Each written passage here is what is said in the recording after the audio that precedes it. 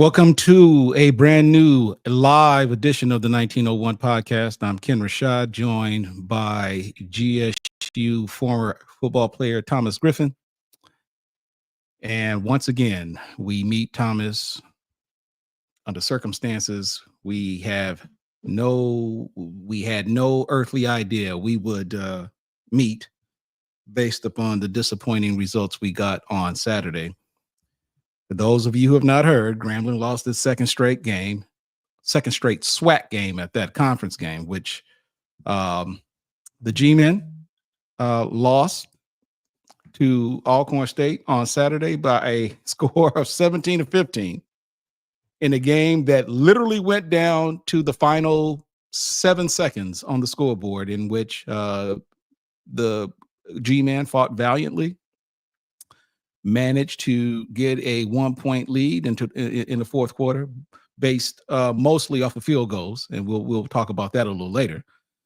And Alcorn, for whatever reason, managed to get on a final drive with a few minutes left in the fourth quarter, got within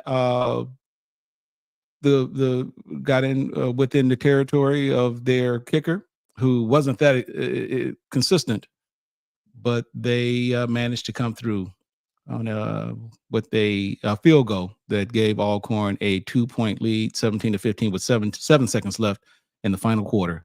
And thus the G-men found themselves with their second consecutive conference loss, now at 3-3 and 0-2 in the SWAC. And so, Griff, again, not what we expected, but take a moment and give us your thoughts on yesterday's performance. Well, I thought defensively we gave up 14 points first half, and we basically pitched a shutout second half. That time you only give up, you render 14 points for a game. That's usually a victory.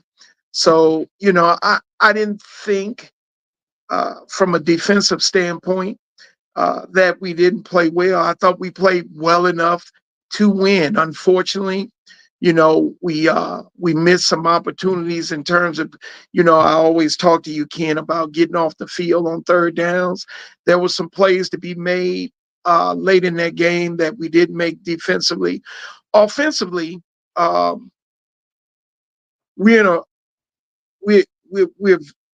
we're wildly inconsistent right now.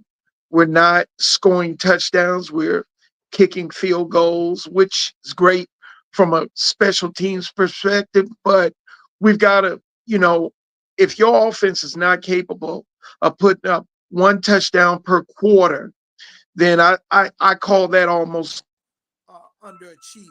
We're just not the things we should be doing offensively, and we don't appear to have 11 guys on the same page on offense, and it's showing. And I feel like, although we are 0-2 in the SWAC, both of those games were very winnable for us. And we had opportunities that we simply have not cashed in the previous 2 games. Yeah, Mickey Joseph made it clear during the press conference that this is the second straight game that we lost by 2 points. The game against Prairie View went into 5 overtimes. We lost that by 2, and we had a 1-point lead in this game, and we ended up losing that by 2. I think in reading some of the social media comments earlier, someone made the comment that, we are literally 4 points away from being 5-1 right now. Correct. And it's kind of a jarring, it's as true as that is, it's pretty jarring when you hear, it's kind of like a cliche when you hear, football is a game of inches, and how the little things that people don't necessarily take for granted can end up being huge in a greater scheme of things when they start to accumulate. And that 2-point loss to Prairie View last week as significant as it was, and the fact that it was indeed, 5 overtimes and 5 overtime loss, and it was thrilling. You have here another 2-point win, and the thing is, Thomas, I just like to call things spade a spade. Those were games that we should have won. And again, trying not to take anything away from those other teams, but in many instances, it's almost as if we beat ourselves. I So, think I so, think so, so too. so, what do you say to the fact that we are literally 4 points away from being 5-1, as opposed to being 3-3 at this point in the season? Ultimately, it's it's extremely important that we continue what I think what we're all looking for from Grambling, uh, Ken, is consistency. We want to see them be consistent on offense, consistent on defense, because for us, Ken, we don't just want to, like, I'm not going to name any institutions. Some institutions, their thing is we just want to get to the Celebration Bowl or the SWAC championship and lose. That's never the goal at Grambling. And we've grown accustomed, you and I have, to seeing Grambling excel, especially once we get to the SWAC championship. We're looking for a W. Once we get to Atlanta, we're looking for a W. And for the most part, that has always been Grambling's calling card, is that we, how we perform in when championships are on the line. So this 2-point loss here, missed opportunity there, drop passes, quarterback sacks, not running the ball with consistency. It's all foreign to us, and it's something that we would like to see, fall favorably in a positive way for us rather than against us. So I I mean I'm I think it's a good thing that you're competitive week in and week out, but man, I would love to see a few more W's and I think when you hear people say things like a moral victory, we don't that doesn't get you anything at Grambling State University. Moral victories are not what we do. We're more win motivated. So hopefully, going forward, we've been competitive all but one game this season. We can continue to maybe get better. Make that it is a game of inches, and maybe if we can make a few more plays, maybe that would result in the remainder of the season being more successful. Now, of course, we are joined by another. We are joined by true greatness. Did he just freeze up on me? Oh, okay. So you guys got a sneak peek. Stephen Grant is going to be joining us, who is a former G-man and former teammate of Thomas Griffin. One played on defensive side of the ball, the other played on the offensive ball. And I was fortunate enough to go to school with them both. Okay. So I think Stephen is having some technical difficulties, and we'll give him a few minutes to get back on. For those of you who are joining us, and for those of you who are watching us live right now on YouTube, please do me a favor. Like, subscribe to the channel, share this. If you've got some other individuals who are Grambling Knights and they want to be a part of this, by all means, share that link and let them know that we're on right now talking about this show. And let's see if we can bring Stephen back on. Yeah. But for those of you watching, go to the 1901podcast.com. You can make a donation. This is a grassroots effort. We're trying to grow something special here. And while football is the main focus right now, do know that this podcast isn't necessarily about football and sports only. This is about all things Grambling. But of course, we love us some football. So, Stephen, you there with us, man? I can hear you, brother. Can you hear us? Steve? I can't hear you. I can hear you. You can't hear me? Yeah, I can't hear you. Let me check, make sure.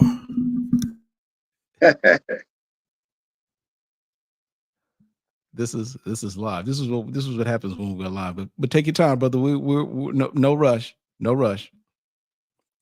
The last thing we want to do is to get anxious talking about a loss.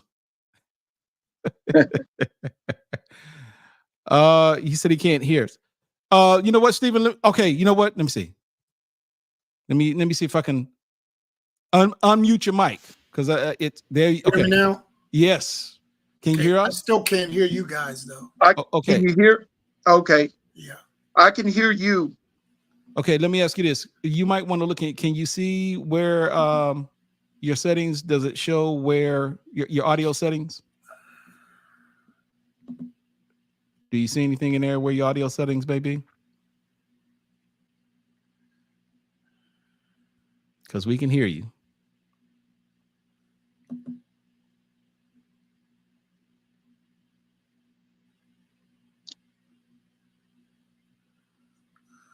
Still can't hear us? Because I can hear you.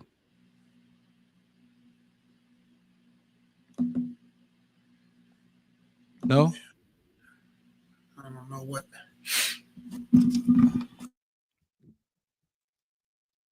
Okay. So, Hey, Steve, I think you got your mute button still on.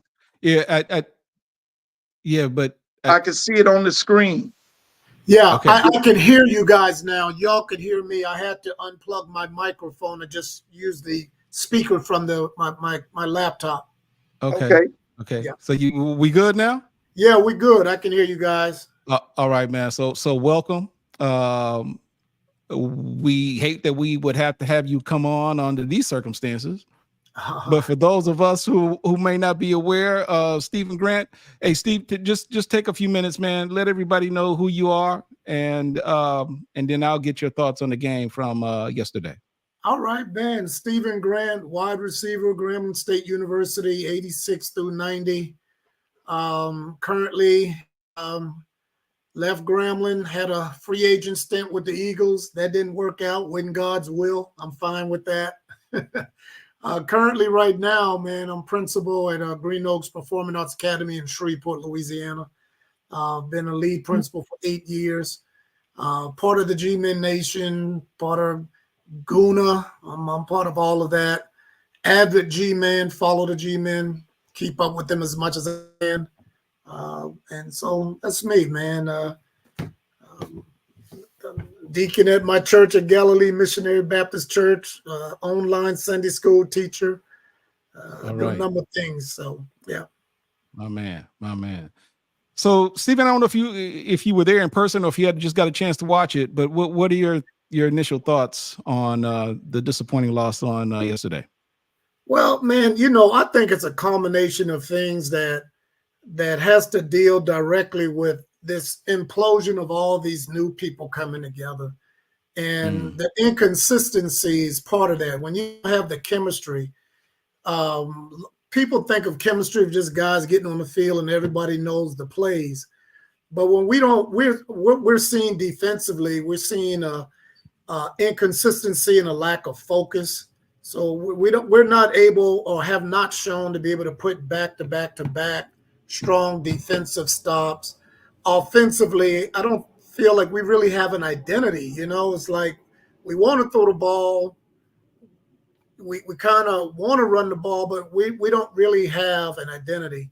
I hear people, get on and they talk about there's no, creativity in the offense. Well, there's creativity. It's just, to me, it's just inconsistent play, either within the quarterback position or from time to time the offensive line. I think the play calling sometimes is inconsistent, doesn't match oftentimes where we at in the game. I just think you got a lot. You got an entirely new offensive, defensive scheme. You got new coaches, a ton of guys from the portal, everything trying to come together. And so 6 games in, man, we're seeing the inconsistency that is a result of bringing all of this together at one time. You remember, it normally takes a guy, at least Griff, it normally takes a guy at least 1 year to really get deep into knowing the system that they're in. And so when you got a whole bunch of guys still really trying to learn the entire offense, a coaching staff really trying to learn all of its players and what packages and who to be in. And then when you throw in this whole transfer portal thing, you trying to please guys and all of that, man, I wouldn't wish that on anybody. But when when it comes down to it, though, it really comes down to the individual pride that each of these G-men have to have. And when you are not a part of the foundation or the history and understand that, it's hard for you to really encompass what be a G-man and the determination it takes. You can't casually roll up into practice and have a good practice and think it's that, man. So it takes a little time. And I think that's what needs to happen. A quarterback in a new offensive scheme, he's got to unlearn what he learned last year, learn all of this nuances, when to throw the ball, terminology. Man, it's a lot that we're seeing, and that plays a part of the inconsistency offensively and defensively that we see. So, Stephen, let me just kind of, and I'm not disagreeing with anything you say by any means. Look, you played this, but let me just kind of, because based upon what you said, I know that there are probably some that say, well, okay, there may be some element of truth to what you're saying with respect to being in a new system compared to last year, playing under a new head coach compared to last year. We're talking about Miles Crawley here. But there may be some who will say, or who might say, well, 6 games in, he should be playing a lot better than he is right now. What do you say to that?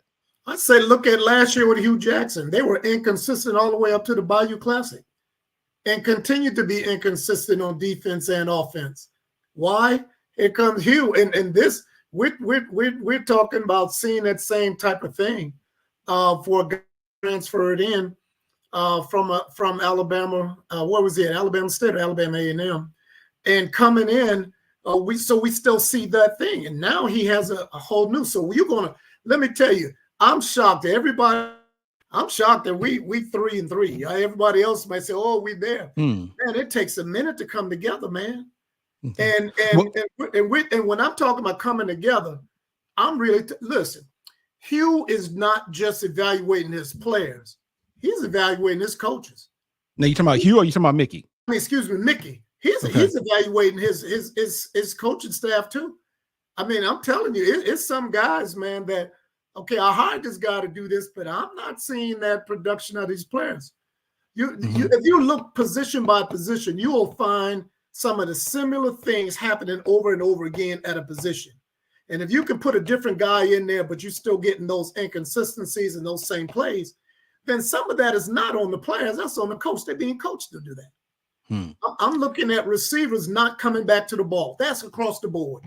And I played wide receiver and receiver one-on-one. That ball is up in the air. I'm not going to sit and wait for it to come down. I'm going back and attack the ball. But what do we see over and over again? Guys waiting for the ball to come down.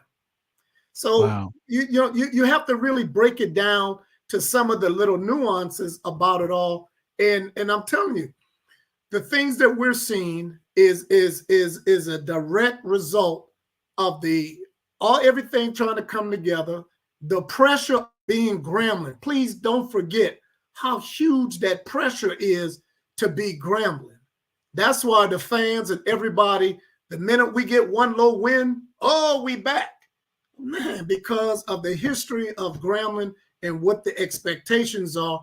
And some of these guys know it, but the majority of those guys really don't know the pressure it is to be a G-man at Grambling State University.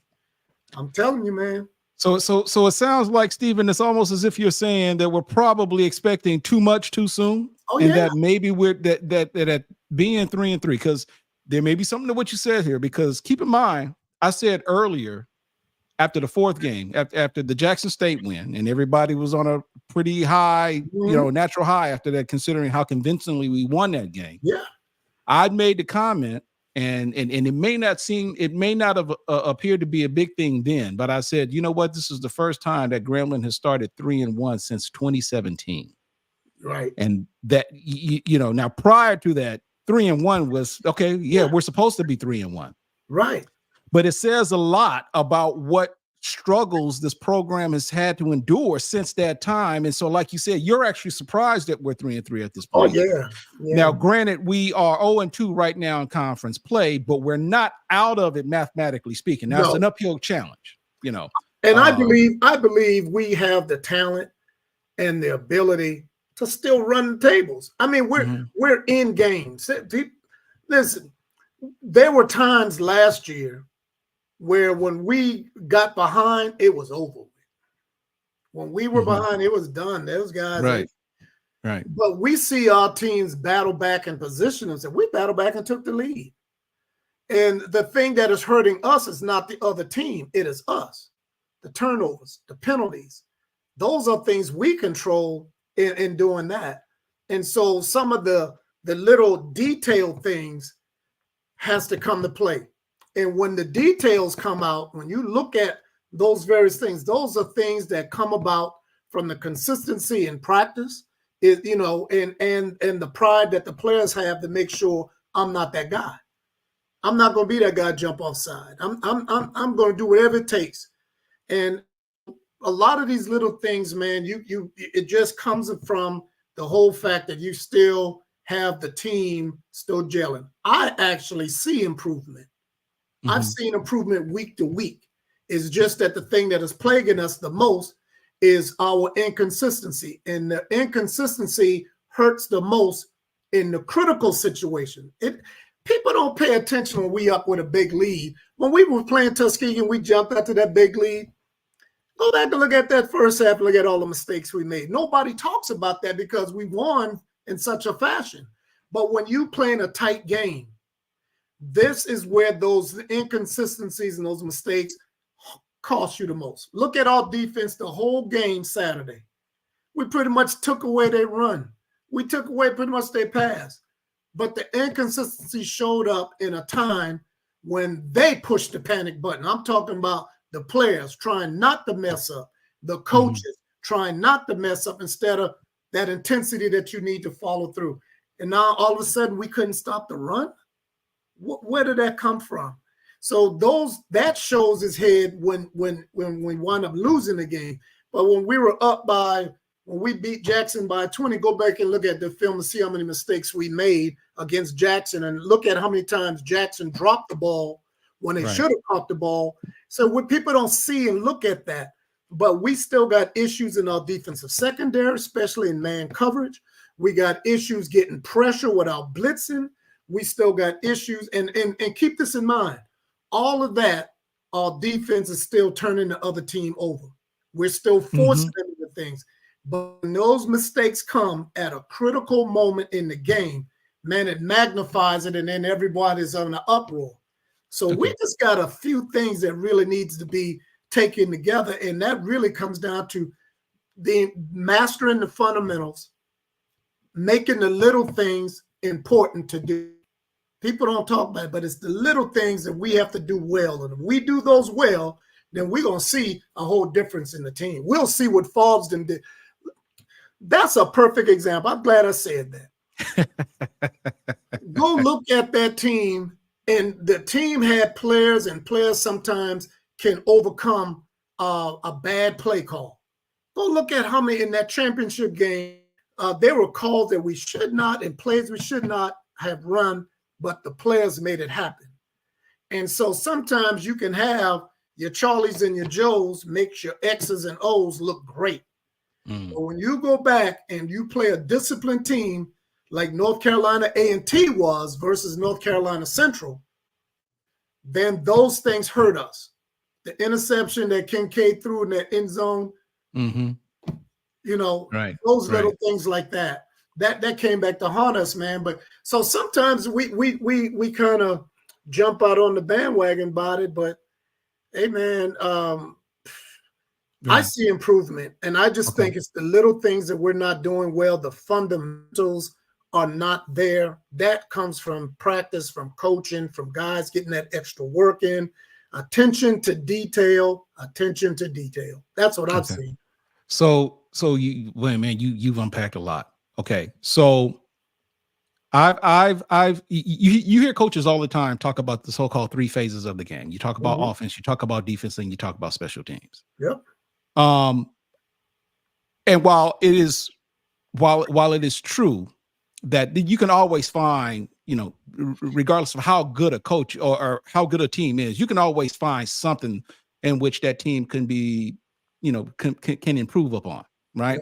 Yep. So with respect to this squad here, is it safe to say that the primary problem that we have now, again, when we're talking about 3 phases, we're pretty solid, I think it's safe to say, on special teams, because I think special teams is what kind of kept Grambling in the game last Saturday, just past weekend, in which we had 3 key field goals. That final field goal that actually gave Grambling that 1-point lead, and at the very least gave the team a chance or put the team in a position to win. Okay. I think it's safe to say, and you alluded to this, that while there are issues in the secondary, consistently during the course of the season, the defense has, I think it's safe to say, has not been a liability for this team. No, has played well enough for us to win all of those games. Can we at least agree that overall, looking at this, that the only, and I've said this before, the only consistency is the inconsistency of the offense? Has no identity. See, the defense got an identity. They're playing, they're actually playing more of a bend don't break type defense. They're not really applying a lot of pressure, but they're trying to create situations where you're going to throw into coverage, which is a good thing. You can have that type of scheme. They're trying to do that. But we're not a team that blitzes a lot. Right. When Griff was playing in 1989, him and Alfred Payton would come into the game. Everybody knew they were going to blitz off the edge. You couldn't do nothing about it. Right. Because the secondary behind it could play, and everybody knew. We played a lot of man-to-man when we were in Grambling. They play a lot of man-to-man, but they don't oftentimes send a lot of pressure. They still trying to get pressure with 4 guys. Right. So that's what's happening. But then this week we saw a commitment to running the ball as your stats. So I think that's one of those things where Mickey decided, hey, we got to stop throwing this thing around because the defense is getting tired. And don't forget that a lot of that played a part into why the defense in many of those games gave up a lot of plays because they were on the field a lot.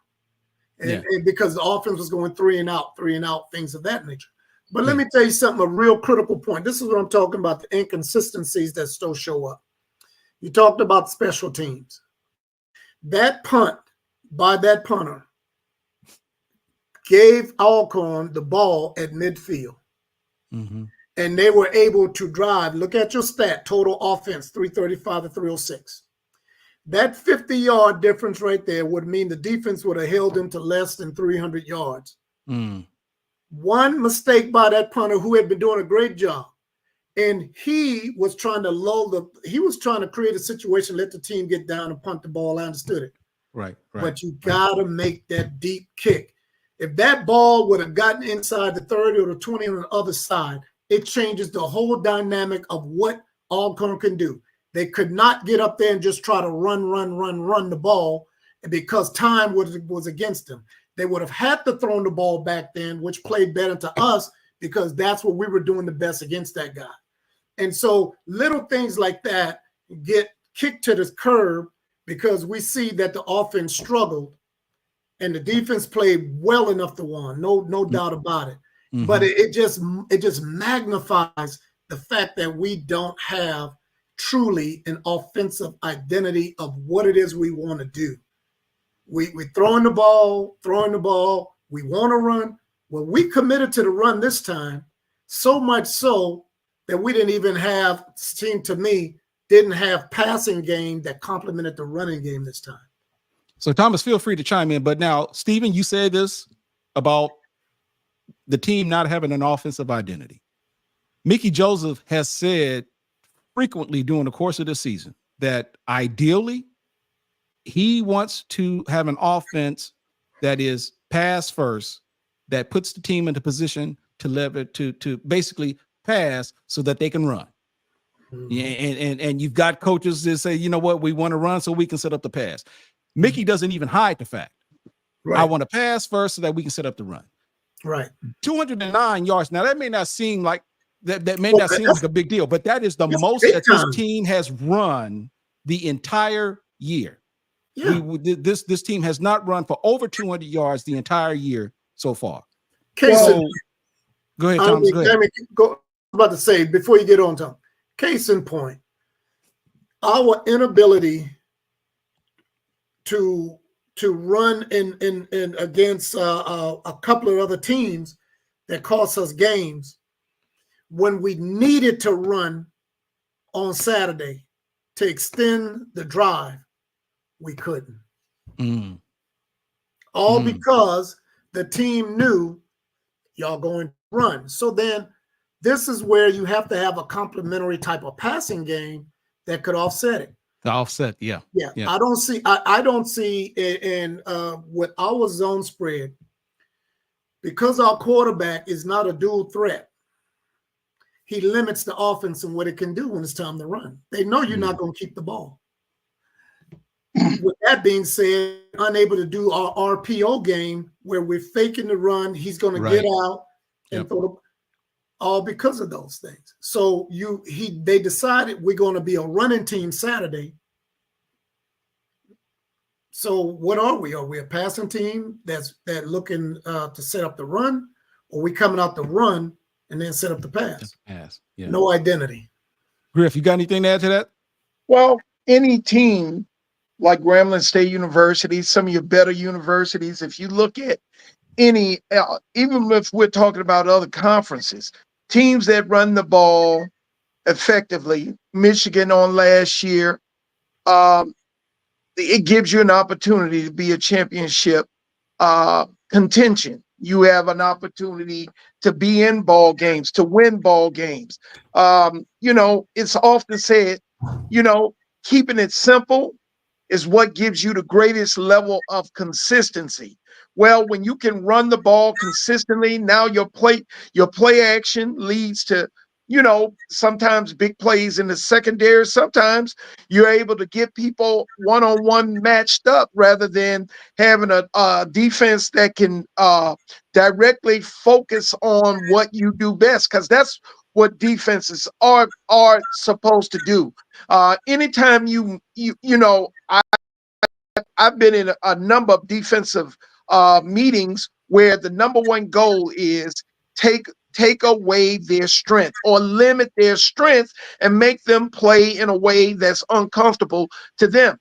Well, Grambling, until we can run the ball effectively and play action, and maybe just, I spoke to Steven earlier about, just when, and I've spoke to you, Ken, about this. When you call plays, it's supposed to have a rhythm, and the rhythm is supposed to be based on, first down, you get 5 yards. Second down, you have an opportunity to run the ball or play action pass or do some different things. But when you're constantly in third and long, third and 13, third and behind 10, the chains, right?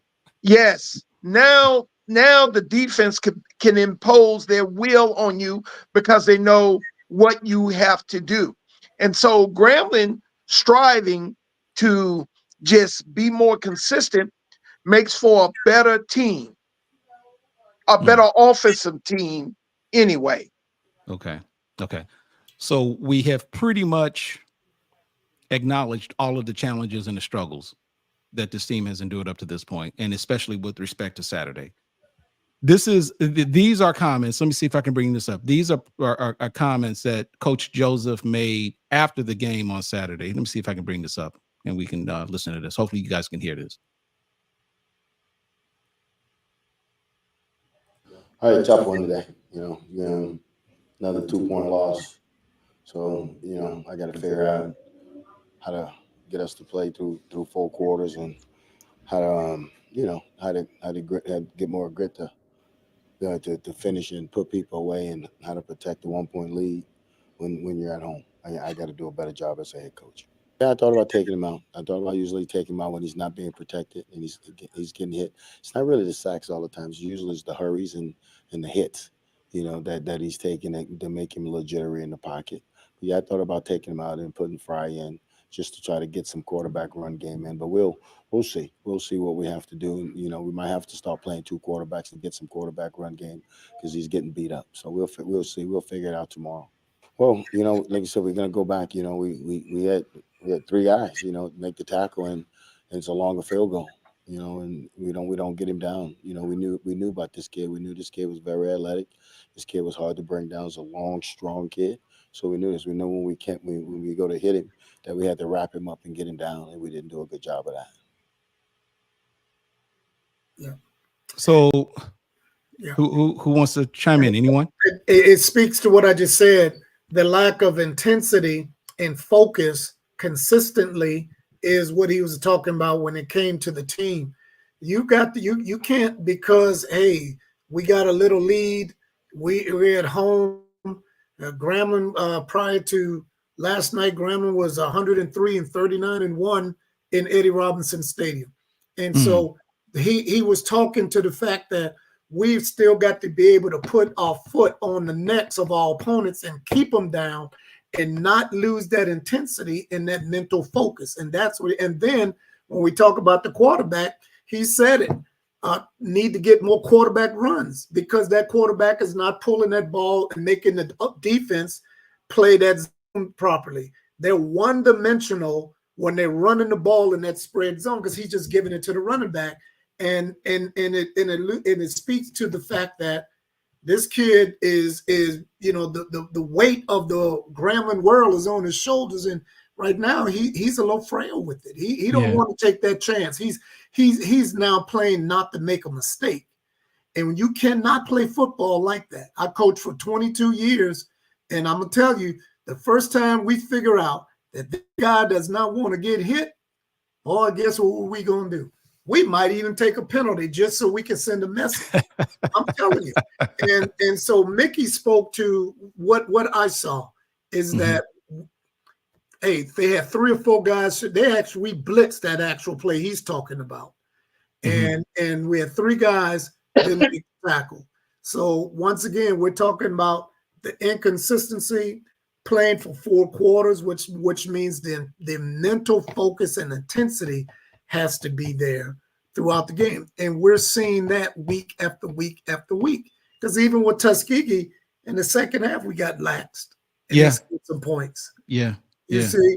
And so we have to, if we could play with that intensity we played from that last drive we had against Texas A&M Commerce and in overtime, if we could play like that for 4 quarters, we undefeated.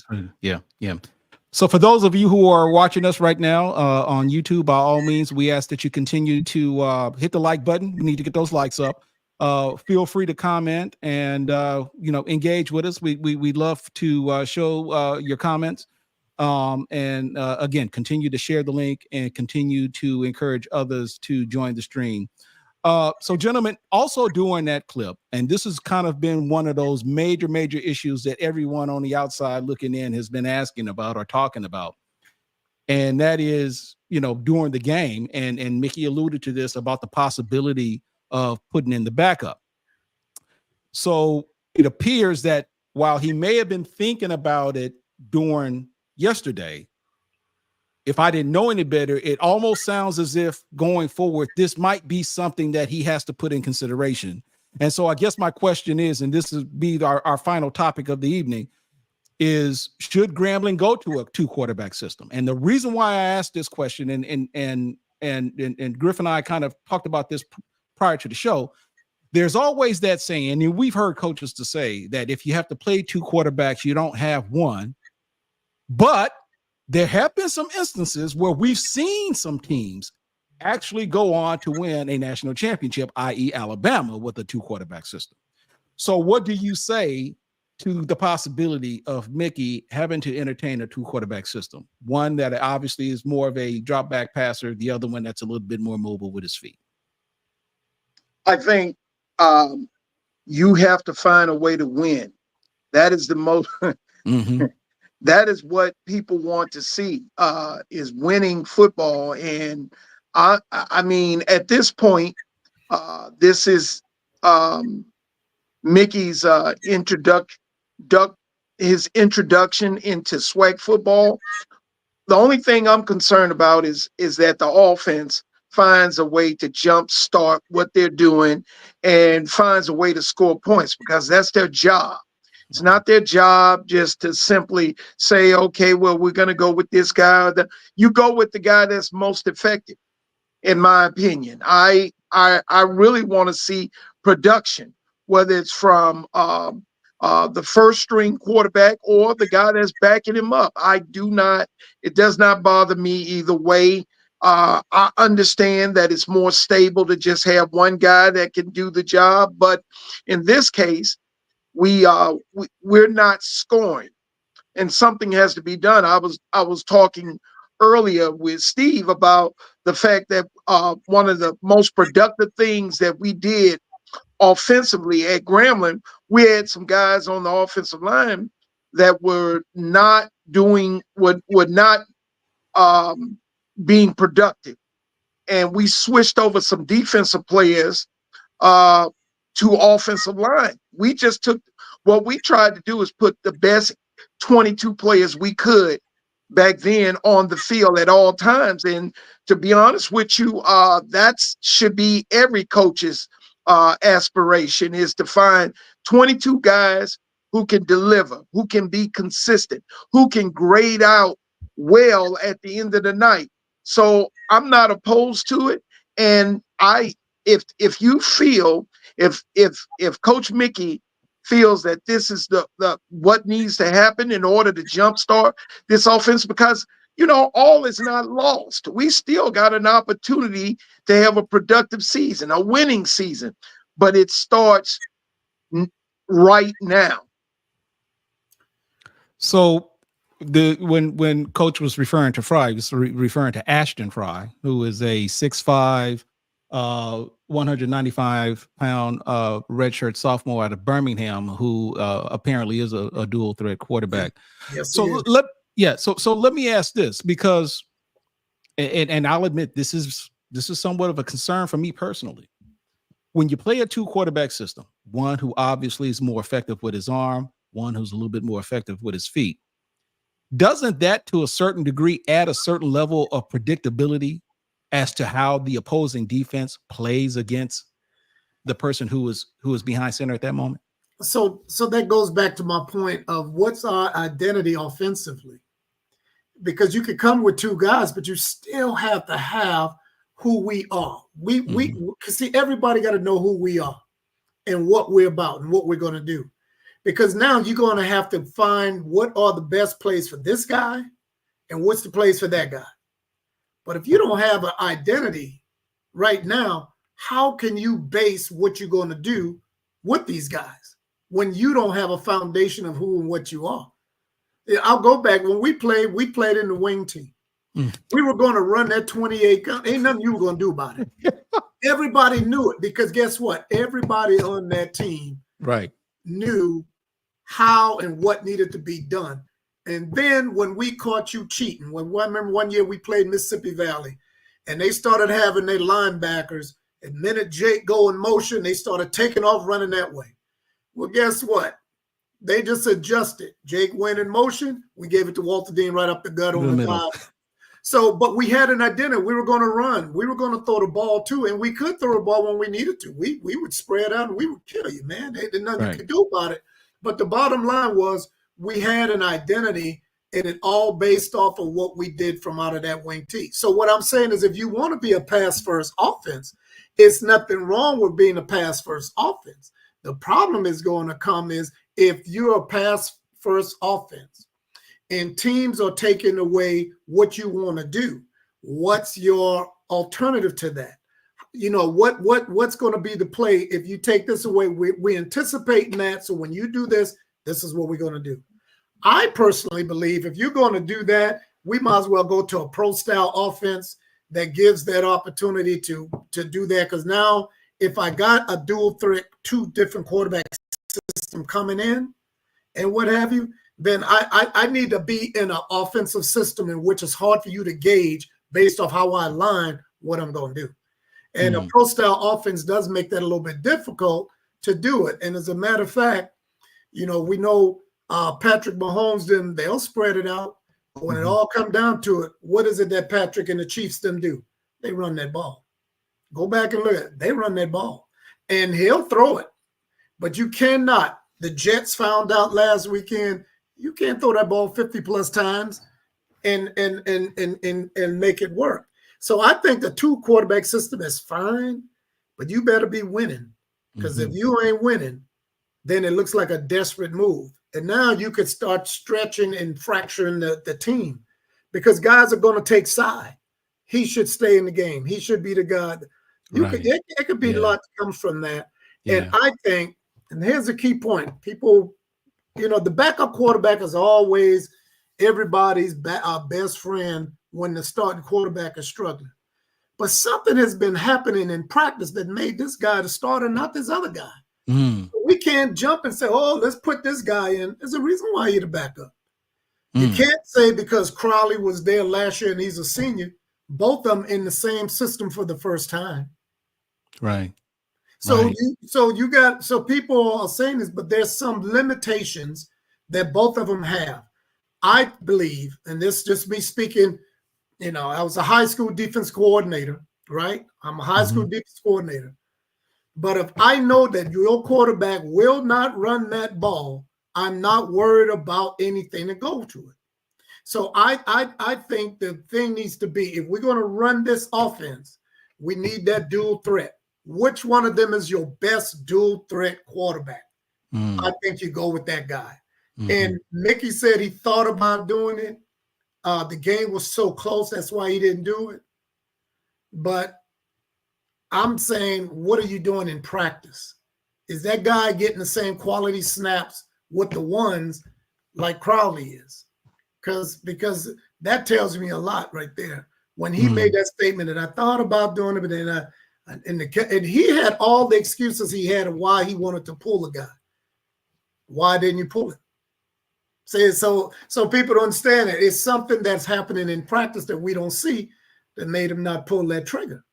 Well, you know what? Now, if I'm not mistaken, if you recall going back to the Commerce game, there was a moment where he did pull Crowley. Yeah. And I think he put Fry in. It may have been for a series. And then Crowley came back. Yeah. And Crowley came back and he appeared to play much better. Yeah. And I guess maybe there was a part of me that was thinking that maybe he would do that just to kind of give him an opportunity to just observe things from the sideline, or maybe it's something that they needed to coach him up on. But again, I understand it's a game time decision. And with the game being as close as it was, sometimes a knee-jerk reaction can make things actually worse, especially when you're considering someone who hasn't had that much experience. So I completely get that. Right. And then one of your guests posted about the penalties and so forth. This is going to be a serious concern when you got a 2-quarterback system, because you got 2 different cadence now out there for that offensive line. And the penalties, realistically, the penalties killed a lot of drives. When we played ULL, penalties, it killed a lot of our drives. Yeah. And so that goes back to what I'm saying again, the consistency of the players. What's happening when we get penalties like that? What's the priority? How are we addressing penalties? What's happening? Or, because at some point in time, you got to address that. Last year with Hugh Jackson, man, we led the nation in penalties. And it showed up on how we played. I mean, it was I think the 2-quarterback system only works when you got 2 dynamic guys and you can win. But to me, I would say, hey, forget about this 2-back quarterback system. Hey, go sit this guy. Let's see what the other guy can do. Okay. So we're looking at some of these. If anything, like you said, it may light a fire under him. When he get back in, he know I got to do more to keep my job. But I'm not a fan of the 2-quarterback system. I'm not. Right. Yeah. So I'm looking at some of these comments here. Let's just appreciate you all for making the comments. Let me just see here. We got VD. Can we get Mickey on here for a chat? I'm sure he wouldn't mind. If he does come on, it'll be when he's got the time to do so. And it'll be more than just a chat, believe me. And it probably won't be live. It'll probably be some sort of a scheduled thing, but you never know. We'll see. Kiana F. Let QB2 get a chance. I think Crawley should have been pulled coming back from halftime. Okay, fair point. We really wanted Miles to be the guy, but he's just not showing up. Enough is enough. Okay. And then of course Kiana saying exactly Crawley sit down. Okay. So gentlemen, I know we'll end on this one. And I showed this earlier with respect to the fact that Griff and I kind of talked about this earlier, that this is something that you typically don't see associated with a Grambling State football team, us being dead last in the SWAC West. And I told him if this were a standings chart in which all 12 teams were put into the same category, we'd probably be somewhere about maybe 10th or 11th. We'll be at 10th, just above Bethune-Cookman and Mississippi Valley. There's still a lot of football to play. You know, championships being what they are, it's still not mathematically, it's not out of the question. However, when you put in consideration where this team was, say, under the Hugh Jackson era, where you put in consideration the change of, coach, completely, the team is going to completely overhauled with new players and so forth. And again, to Stephen's point, and I think basically what he's saying is that we may be asking just a tad bit too much too soon with respect to when you put in consideration the changes that have been made.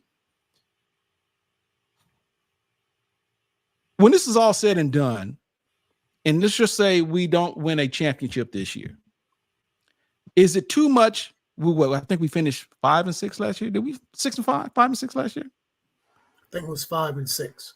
5 and 6. Okay. 6. Yes. What? Okay. I don't want to put. What should we expect, given where we are right now? What should we expect the rest of the way? In my opinion, I expect Grambling to play well on both sides of the ball. I would love to see. What we're looking for is not perfection. We're looking for consistency. We're looking for, as Stephen indicated earlier, what is our identity? What is it we do well on defense? What is it we do well offensively?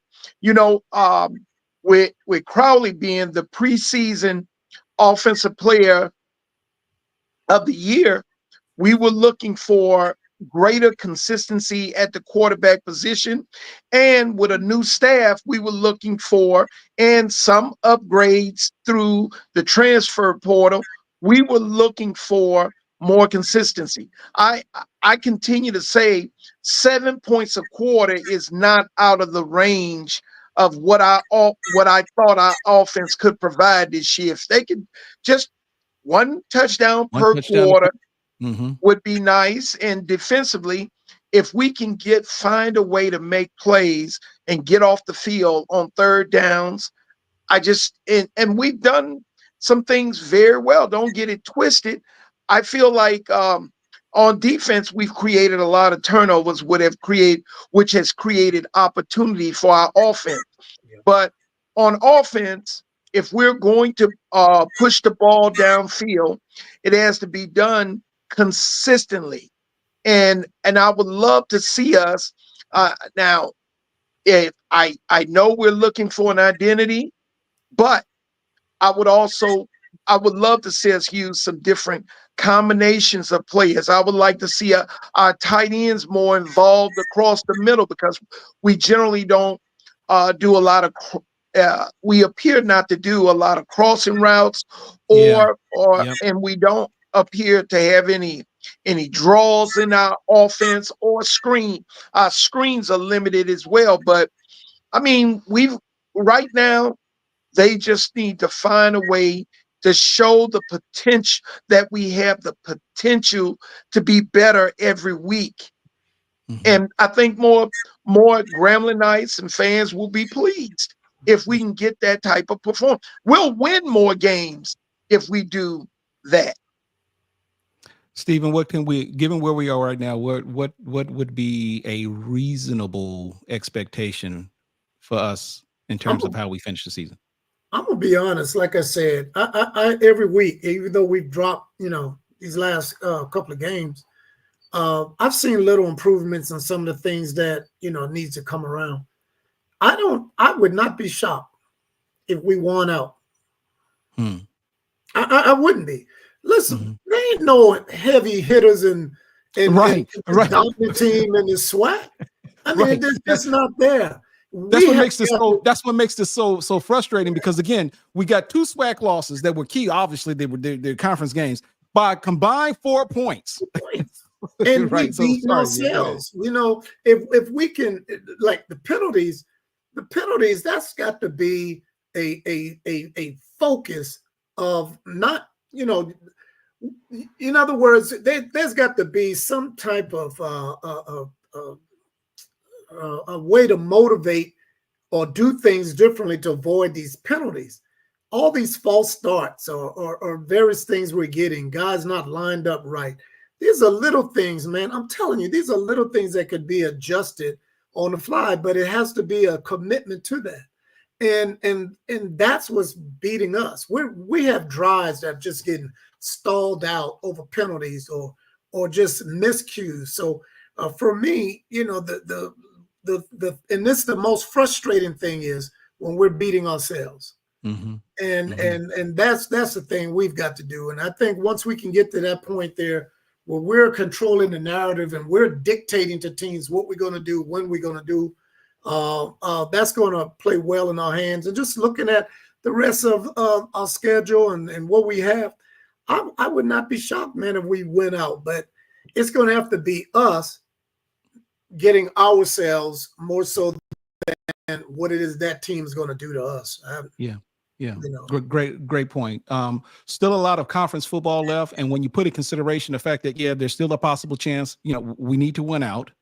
And then, of course, a lot of these teams that are still in the mix, they're going to be playing each other too, which in many instances are going to eliminate, like Alcorn State and Southern play next week. Right. That's the Southern Zone coming next week. We play UAPB. And there may be something there when you put in consideration their offensive coordinator was the offensive coordinator for us last year.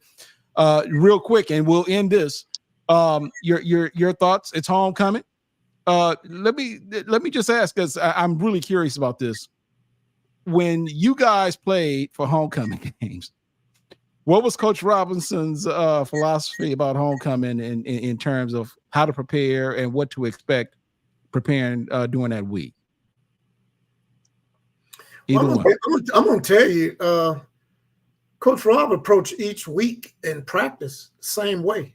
Man, I can't tell you how many times we may run one particular play because somebody just didn't step the right way.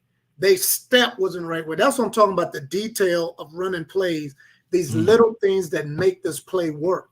See, because what people don't understand is sometimes in practice, everything works. Every play you draw works in practice.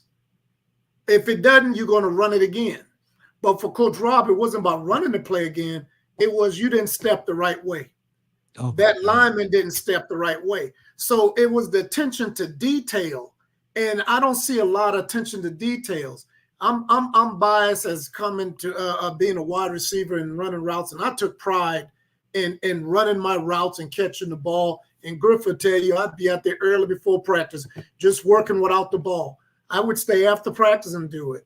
I would do the same thing. But what I'm saying is some of the little things that I'm seeing is a lot of technique is not being, there's not enough attention to details. And we don't see it in the whole microscope of a play being run. But there are a lot of times in which a guy is not getting through the hole because he stepped the wrong way or the lineman stepped wrong. He reached for the wrong guy. The receiver took the wrong release off the ball. The quarterback, he's holding the ball because he's staring the receiver down instead of moving the defense with his head.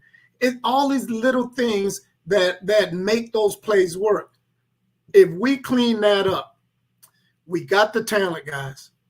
There ain't no issue about talent. And matter of fact, I can tell, just looking at this team, probably can say in the last few years, this is probably one of the most talented teams we've had. I agree. In a while. And if the administration and all of them hadn't undermined Forbes and continue to give him that support financially and not defund the program, the things that we probably wouldn't be having these conversations about this in particular. Right. But the bottom line is not Hugh, but Mickey has done an outstanding job bringing in talent. Mm-hmm.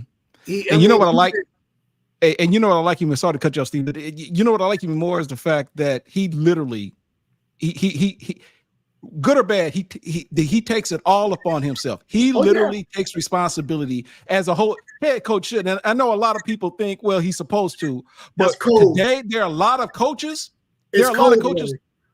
Yeah, they don't do it. Yeah, it's code word that he's saying my dang on coaches. Yeah, ain't getting it done. That's really what he's saying. When he said, I take it upon me because he ain't applying that pressure. But I'm gonna tell you what. He applied that pressure on his off week because we came out running the ball, and he had said after that Prairie View game, we got to run the ball. And he said, I watched it on the local news and they interviewed him. He said, "Oh yeah, we're gonna run the ball." Wow. So that means that was a conversation that he had to have with Doolin and say, "Hey, listen, I want to throw. Hey, we got to run this ball this week." And so I think those are the conversations, like I said, he's taking it on him as a leader should. But that's code word for, hey, my coach has got to step up. That's all right. That's all right. All right, gentlemen, look, we could go all night, and I love this. I'd like to see possibly, and then we'll talk. Maybe I'm thinking to see if it might be possible for a preview show on Thursday, but I'll get with you offline to see if there's anything that we can possibly do with that. I want to take a moment, thank all of you who are watching us on YouTube right now live. My very, very thanks to Thomas Griffin, as well as Stephen Grant for taking a few minutes to review the game from Saturday. We may be down, but we're certainly not out. Gentlemen, thank you so much for your time. And for those of you, again, make sure you visit the 1901podcast.com. Make sure you subscribe and even subscribe to the newsletter, as well as make a donation to the channel, and you'll go a long ways in helping us grow this thing. So until next time, we'll see you later on this week. God bless you. See you next time.